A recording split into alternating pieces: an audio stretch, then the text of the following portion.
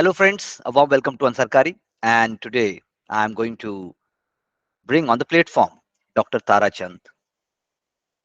He is an IS officer, and the goal is to share with you those ideas and those practices which are a hallmark of a successful civil servant. He will be speaking in both Hindi and English. I hope it is comfortable for all of you also. Before getting him on board, I would like to share with you that I have very pleasant memories and also very intense discussions and sessions with him when he was reappearing for this most prestigious and the tough examination. He was already in railway service when he came to me. And then we tried to hone those skills and ideas how to improve with sanctity and sanity. किसी भी चीज में आगे बढ़ने के लिए एक शक्ति एक साहस की जरूरत होती है और वो डॉक्टर ताराचंद के पास दिखाई देती है. मुझे याद है कि कैसे हम long long sessions, discussions, answer writing and so fourth on WhatsApp. We did a lot of work on WhatsApp also. In fact, in this context, I would like to share a picture with you.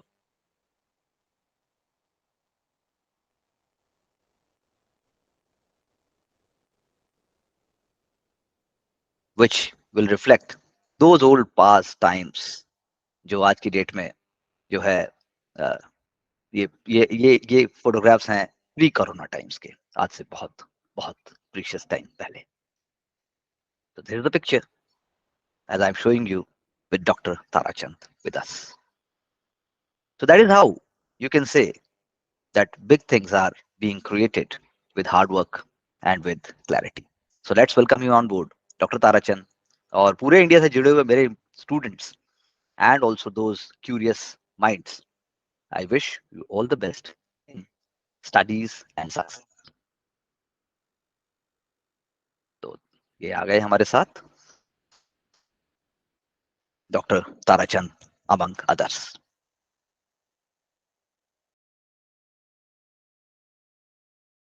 Good I morning, think sir.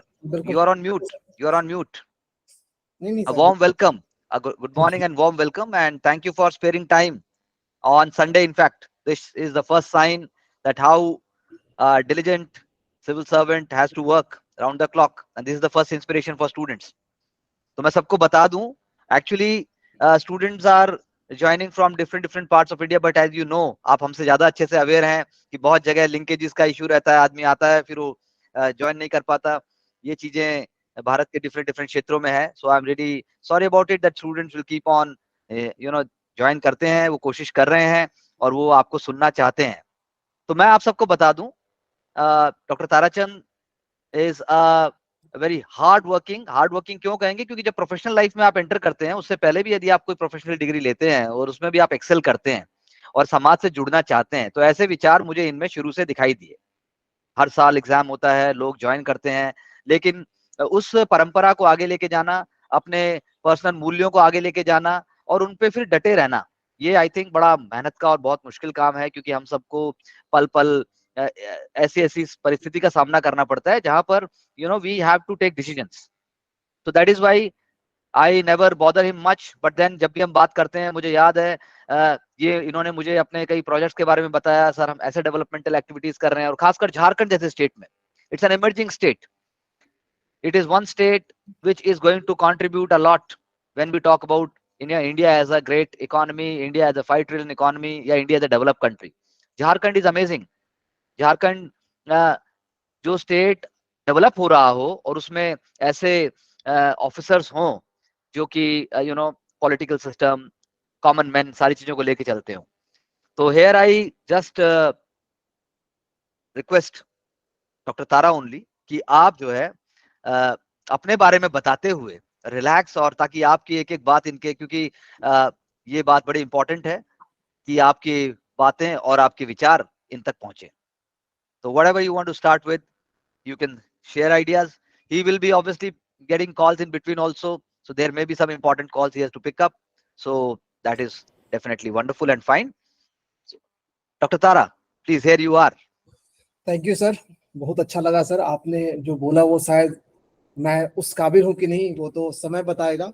But thank you so much and welcome everyone. Start करने से पहले मुझे जो याद आ रहा है गोपाल दास नीरज की 4 पंक्तियां कि छुप छुप अस्र बहाने वाले, मोती व्यर्थ लुटाने वाले, कुछ सपनों के मर जाने से जीवन मरा नहीं करता है। ये लाइन हमेशा गाहे बगाहे या जीवन में कभी भी हो तो जरूर ध्यान रखना, क्योंकि ये हमें दर्शाता है कि किसी एग्जाम में सक्सेस और फेलियर आपके कैरियर को, आपके क्वालिटी के, आपके अनुभव को कभी डिफाइन नहीं कर सकता है। And that exam includes UPSC. तो हम इसी टोन पे स्टार्ट करते हैं। सबसे पहले तो once again thank you Vikas sir and सभी जो मेरे कलीग या युवा साथियों जो जुड़े हुए हैं, जिनका ये सपना है, ये मकसद है कि हम भारतवर्ष, जैसे सर ने बोला, 5 बिलियन इकोनॉमी की तरफ बढ़ रहे हैं और बिल्कुल हमारी ये इच्छा है कि हम भी इसका हिस्सा बने। और खास करके तब जब हम बोलते हैं कि सरकारी दफ्तर जो होते हैं, सरकारी ऑफिसेज जो होते हैं, वो विश्वास के ऑफिसेज होते हैं। मैं बिल्कुल उसका पॉइंट भी जस्टिफाई करूंगा, क्योंकि किसी अडानी अंबानी या बिजनेस क्लास की फैमिली को अगर जरूरत होता है तो कभी एसडीएम या डीडीसी या डीसी के ऑफिसेज में नहीं घुमा करते हैं। They have their own channels to communicate and get things done. हमारे ऑफिसेज में वो लोग आते हैं जिनको लगता है कि हर तरफ से दरवाजे बंद हो चुके हैं या कोई सुन नहीं रहा, then they come to your offices. तो बड़ा अच्छा लगता है जब युवा लोगों को हम लोग देखते हैं कि वो इस एग्जाम को लेकर बहुत मोटिवेट है। तो थैंक यू सो मच। एक और चीज बहुत महत्वपूर्ण होता है कि जब हम यूपीएससी की तैयारी करते हैं तो सबसे पहले हमें ये क्लैरिटी होना चाहिए कि नोबडी हैज पुश्ड अस। हमें कोई धक्का देके इस एग्जाम के लिए कभी नहीं भेजा गया है, हमने खुद डिसाइड किया है। तो इसका मतलब थॉट क्लैरिटी होना चाहिए कि I am ready for this exam. अगर आपको लगता है कि माता पिता का सपना था and they have pushed us for this exam, तो आई डोंट से कि आपके पास एग्जाम निकालने की क्वालिटी नहीं है, क्योंकि एग्जाम एक ऐसा समझिए कि बम्पर है। फॉर एग्जाम्पल, बहुत सारे लोगों को यह मिथ्या रहता है कि UPSC is the toughest exam and blah blah blah. I don't want to comment, but मैं आपको वादा करता हूं कि अगर आपने ये डिसाइड कर लिया कि आपको यूपीएससी क्लियर करना है and you have gone through the pattern, तो एग्जाम इजिली क्लियर हो सकता है। And there is no doubt कि जितने लोग आज इस गूगल या जूम मीट पे जो हमसे जुड़े हुए हैं वो सब कैपेबल है। बट दिक्कत क्या आती है, क्योंकि जब हम स्टार्ट करते हैं तो बहुत सारे रूमर्स, भ्रांतियां, या बहुत सारे एक्सपर्ट जो होते हैं जो already, I don't want to say कि मार्केट, बट ये भी समझिए कि एक कॉर्पोरेट सेक्टर है and there are lot of experts on UPSC exams. और वो एक्सपर्ट्स जो हो सकता है कि पुराने खुद प्रिपेरेंट रहे हों, with time they become thinkers, और फिर वो अपने थॉट प्रोसेस नेक्स्ट जनरेशन को इम्बाइब करते हैं, देने का प्रयास करते हैं। और वो ये भूल जाते हैं कि अगर कुछ मतलब पॉइंटेड या स्ट्रीमलाइन करके वो प्रिपेयर कर रहे थे तो कोई जरूरत नहीं थी कि वो आगे थिंकर्स बन पाते। वो बिल्कुल सिस्टम का हिस्सा बनते हैं and they might be strengthening the system, जिस चीज के लिए आप लोग आना चाहते हैं। तो हम उसको, बेटर है कि हम उस पर डेवलप करते हैं। सबसे पहले कि हम लोग बोलते हैं कि यूपीएससी का जब हम तैयारी स्टार्ट करते हैं या हमारे मन में आता है ख्याल, तो जो रूमर्स का मार्केट है कि बोलते हैं, हर एक्सपर्ट यही बोलता है कि 6वीं से 12वीं के सारे बुक्स, चाहे वो बिल्कुल इकोनॉमिक्स, पॉलिटी, ज्योग्राफी, कम से कम ऑन टिप्स होने चाहिए। इसके अलावा मंथली मैगजीन में आप 4-5 मैगजीन, तो मुझे लगता है कि अभी मुझे याद हो, योजना, कुरुक्षेत्र, पॉलिटिकल वीकली, और इसके अलावा पर्टिकुलर एक्सपर्ट जो बताते हैं उनका एक मंथली मैगजीन होता है, हाँ, अपना बोलते हैं। और इसके अलावा न्यूज़पेपर्स बोलते हैं कि एंड टू एंड आपको daily the Hindu, the Indian express, depending on आप हिंदी मीडियम से या इंग्लिश मीडियम से, ये बोलते हैं कि बेसिक आप अगर इस टॉपिक पे कर लें तो कोई ऐसा नहीं है कि आपका एग्जाम क्लियर नहीं हो। मैं जस्ट इसके रिवर्स थ्योरी, क्योंकि हर चीज का जैसे बोलते हैं कि अगर ऑब्जेक्टिव एग्जाम है तो एक होता है कि अगर क्वेश्चन होता है आपको डायरेक्ट आंसर्स बताओ, दूसरा एक रिवर्स पॉलिसी कि हम रूल आउट पॉलिसी से खेलते हैं कि हम क्या क्या करें तो हम आंसर तक पहुंच सकते हैं। तो मैं जस्ट रिवर्स पॉलिसी पे बिलीव करता हूं कि जब भी आप यूपीएससी तैयारी करें तो चूंकि कोर्स का जो दायरा है, जो एक्सपर्ट्स बताते हैं, इट्स ह्यूज। आपको सबसे पहले डिसाइड करना पड़ेगा कि कॉस्ट बेनिफिट एनालिसिस क्या है, और दूसरा आप अपने आप को जस्टिफाई। जैसे फॉर एग्जांपल, मैं जब तैयारी करता था तो मेरे ऊपर मैं खुद का एक इकोनॉमी थ्योरी बना रखा था। Maybe most of the guys who are sitting in this video conference या क्लास तो नहीं बोलूंगा, इट्स आपके लिए तो क्लास ही है, आपके लिए ये क्लास है, ये लोग सुने समझें, क्योंकि लेवल ऑफ सिंसियरिटी, जैसे अभी आपने बिल्कुल सही कहा कि भाई अलग अलग थ्योरीज हैं, अलग अलग आइडियाज हैं, and that is what we have seen. Administrative, आप तो एडमिनिस्ट्रेटिव एक्सपीरियंस के साथ बता रहे हैं, तो बिल्कुल सही कह रहे हैं आप। Please continue. Thank you so much.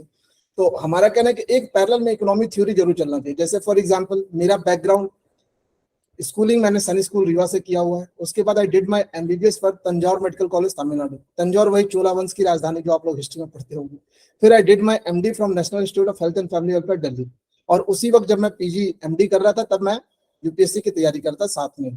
तो एक इकोनॉमिक थ्योरी का मतलब ये होता है कि व्हेन यू आर प्रिपेयरिंग, आपके पैरेलल चलना चाहिए कि जो कॉस्ट बेनिफिट कि आप हर दिन जो मेहनत कर रहे हैं, living aside your usual work, आपका खुद का, आपकी फैमिली का, आपके रिलेटिव्स, क्योंकि आप सोचिए कि अगर आप यूपीएससी प्रिपेयर नहीं कर रहे होते तो आप हो सकता है किसी जॉब में हो, आप हो सकता है कोई प्रोफेशनल डिग्री ले रखे हो और आप जॉब कर रहे होते, और आप जॉब छोड़े हैं, तो ऑब्वियस सी बात है आपका जो अर्निंग है वो जीरो है, तो आपका पर्सनल लॉस जिसके कारण आप तैयारी करें। दूसरा, आप सोचिए कि आप चूंकि अर्न नहीं कर रहे तो आपके पेरेंट्स भी वो पैसे आपको भेज रहे हैं, तो इट्स लाइक डबल वैमी या डबल जियोपार्डी। तो आप पहले ये क्लैरिटी हो कि अगर मैं तैयारी कर रहा हूं तो I am losing lot of things. केवल आप अपना पैसा नहीं खो रहे, अपना एंजॉयमेंट, अपने रिलेटिव्स, अपने रिलेशंस, अपने फ्रेंड्स, सबको छोड़ रहे। तो एक साइड ऑफ माइंड में आपको कॉस्ट बेनिफिट एनालिसिस चलना चाहिए कि मतलब पूरा फोकस जो करने जा रहे हैं, पूरा फोकस। यस, अब इससे अगर बाहर निकलना है तो आपका मिनिमम शॉर्टेस्ट रूट होना चाहिए, ताकि जितना जल्दी इसको 10 वर्षीय योजना या 5 वर्षीय योजना या 7 वर्षीय योजना नहीं बना सकते हैं। तो आपके दिमाग में एक इकोनॉमिक थ्योरी चलना चाहिए कि आपका अपॉर्चुनिटी कॉस्ट, आप क्या लॉस कर रहे हैं, आपकी फैमिली क्या लॉस कर रही है, आपके रिलेटिव्स क्या लॉस कर रहे हैं, और आपके फ्रेंड। ये क्यों बोल रहा हूँ? ताकि आप एक फोकस रहेंगे, आपका कहीं मन नहीं करे कि आज पब जाते हैं या डिस्को जाते हैं या आज मूवी देखाते हैं, ये कभी नहीं चलेगा, क्योंकि यू नो कि मंथली आपका जो भी कैपेसिटी, फॉर एग्जांपल मेरे केस में मैं एमडी कर चुका था एंड आई नो कि मेरे मार्केट वैल्यू 1.5 से 2 लाख था पर मंथ का। तो मैं जानता हूं कि हर महीने मैं 1.5 लाख रुपए लॉस कर रहा हूं। अगर मुझे एंजॉय करना था, मुझे पब जाना था, मुझे डिस्को थैक जाना था, तो 1.5 लाख वाज सफिशिएंट कि every month I could get it. मैं शॉपिंग, जैसे बोलते ना फ्रीक की तरह शॉपिंग फ्रीक करता, मैं मूवी जाता, मैं दोस्तों के साथ पब जाता। तो if I am losing that, तो एक फोकस आपके पास। तो लेकिन इतने सब के बावजूद भी किस चीज ने फिर आपको मोटिवेट किया कि भाई यही करना है? पर वो आते हैं पहले, उससे पहले ये हो जाए कि पहले आपको ये क्लैरिटी रहे कि once you have decided for this thing, means आपको क्लैरिटी होना चाहिए कि आपने अपॉर्चुनिटी लॉस, आपने, आपके रिलेटिव, आपके फ्रेंड, आपके पेरेंट्स ने क्या लॉस किया। तब आप पास ये रहेगा कि आप कोई भी टाइम वेस्ट नहीं करेंगे, पहला चीज। अब दूसरा रहा कि हमें क्या मोटिवेट करता है यूपीएससी एग्जाम देने के लिए। पहले ही मैं इस पे डिस्कस कर चुका, मैं बोला भी था कि आपने खुद चूज किया है, तो रीजन सबका वेरिड हो सकता है, ठीक है, सबके reason varied. I can not, कुछ लोग कहेंगे कि मुझे पावर चाहिए, कुछ लोग कहेंगे कि the dignity, the vastness of this service provides them opportunity कि बड़ा कैनवस है, जो चाहे वो पेंट कर सकते हैं। There could be huge. मेरा बस सिंपल वो था कि मैं गवर्नमेंट इंस्टीट्यूट से पढ़ा हुआ था, सैनिक स्कूल से, गवर्नमेंट मेडिकल कॉलेज से। I could see many of the in between जो प्रॉब्लम्स थे, और इस चीज को मैं सिर्फ गवर्नमेंट सिस्टम में ही रह के कर सकता हूँ। तो सबके अपने अपने वेरिड रीजन रहते हैं। दूसरा ये होता है कि आप देखिएगा, mostly, I don't want to say, हो सकता है there could be other person who take it in other veg.